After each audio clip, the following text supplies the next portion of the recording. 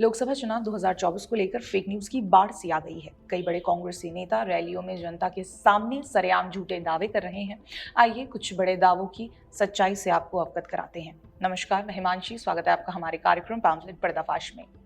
आज सबसे पहले कांग्रेस महासचिव प्रियंका गांधी के झूठ का पर्दाफाश करते हैं। सबसे पहले देखिए कि प्रियंका गांधी ने एक रैली में क्या दावे किए। देखिए, उन्होंने गारंटी के तौर पर वादा किया था कि वो 15 लाख रुपए हर खाते में डालेंगे। वो 15 लाख रुपए नहीं आए। 2 करोड़ रोजगार की बात की थी, वो भी नहीं हुआ।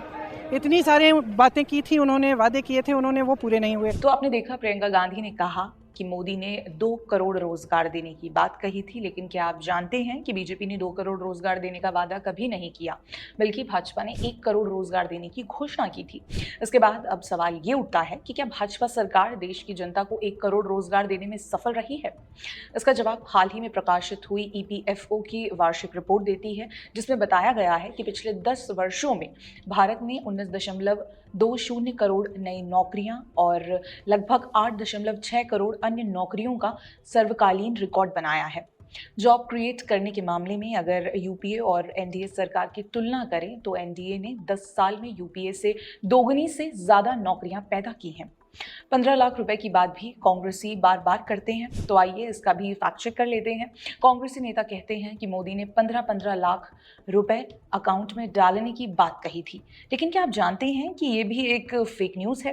पीएम मोदी ने 15 लाख रुपए डालने की बात कभी नहीं की, बल्कि उन्होंने एक बार कहा था कि भारत के चोर लुटेरों का विदेशों के बैंकों में जमा धन अगर हम वापस लाते हैं तो गरीब भारतीयों को 15 से 20 लाख रुपए मुफ्त में यूं ही मिल जाएंगे। कि हमारी चोरी किया हुआ पैसा वापस आना चाहिए कि नहीं आना चाहिए?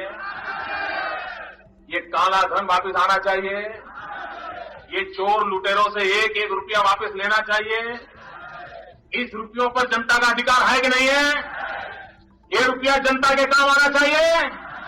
अरे एक बार ये जो चोर लुटेरों के पैसे विदेशी बैंकों में जमा है ना, उतने भी हम रुपये ले आए ना, तो भी हिंदुस्तान के एक एक गरीब आदमी को मुफ्त में 15-20 लाख रुपए भी मिल जाए। प्रियंका के बाद अब उनके भाई राहुल गांधी के भ्रामक दावों की सच्चाई आपको बताते हैं।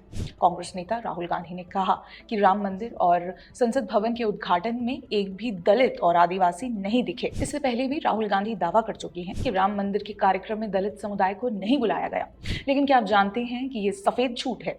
जी हाँ, राम मंदिर प्राण प्रतिष्ठा कार्यक्रम में करीब 150 समुदायों से जुड़े लोगों को शामिल किया गया था। कार्यक्रम में दलित, आदिवासी, झुग्गी झोपड़ी में रहने वाले गरीब परिवार और मंदिर निर्माण में जुटे श्रमिकों तक को बतौर मेहमान कार्यक्रम में बुलाया गया था। यहाँ तक कि राम मंदिर प्राण प्रतिष्ठा कार्यक्रम के दौरान देश भर से विभिन्न जातियों और वर्गों के कुल 15 जोड़ों ने यजमान का कर्तव्य निभाया था। इन जोड़ों में दलित, आदिवासी, ओबीसी और अन्य जातियां शामिल थी। यानी इस भव्य प्राण प्रतिष्ठा कार्यक्रम में न केवल इन्हें बुलाया गया बल्कि इन्हें यजमान भी बनाया गया। इससे साबित होता है कि राहुल गांधी का ये दावा कि राम मंदिर कार्यक्रम में दलितों को नहीं बुलाया गया झूठा है।